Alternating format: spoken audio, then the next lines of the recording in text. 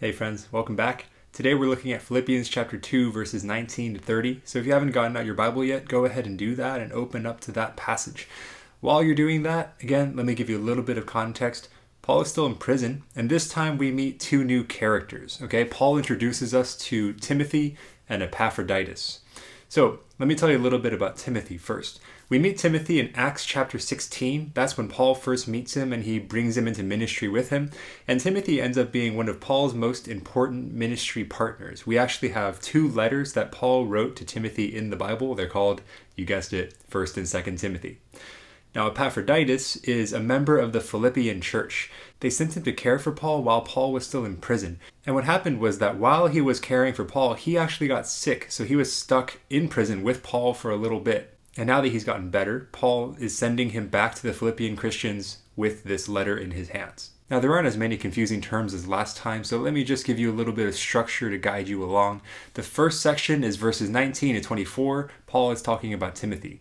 And then in verses 25 through 30, Paul is talking about Epaphroditus. Now, let me give you a question to think about while you're reading this passage. What does this passage teach us about the value of caring for God's people? We have two examples, Timothy and Epaphroditus. So think about what their example teaches us about the value of caring for God's people.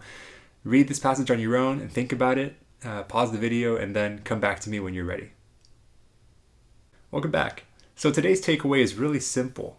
I just want us to think about, again, the value of caring for God's people. And the reason why it's valuable, the reason why we find this passage is that caring for one another as Christians is doing Christ's work. That's what makes it valuable. That's what makes it more than just a normal friendship.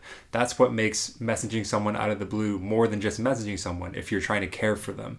You're doing Christ's work. I get that from two places. First, we look at verses 20 and 21. Paul describes Timothy as someone who doesn't just look out for his own interests, but someone who looks out for Christ's interests. And then you have to ask, well, what is Christ's interest? Christ's interest is, in verse 20, to take care of the Philippian Christians. That is to say, to care for God's people. And the second example is Epaphroditus. In verse 30, Paul tells us that Epaphroditus nearly died doing the work of Christ.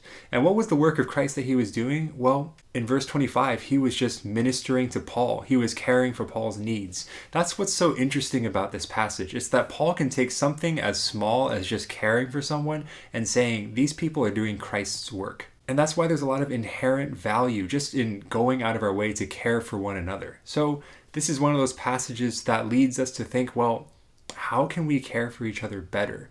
How can I do Christ's work by looking out for my brother and my sister who needs to be cared for? I hope this is an encouragement to you to think about that, because it's so much more than just talking to someone. It's so much more than just caring for someone. You're actually doing Christ's work when you do that, and that gives it so much inherent value. So I hope this was thought-provoking, and I hope it influences the way that you see your friendships in a good way. And I'll see you next time.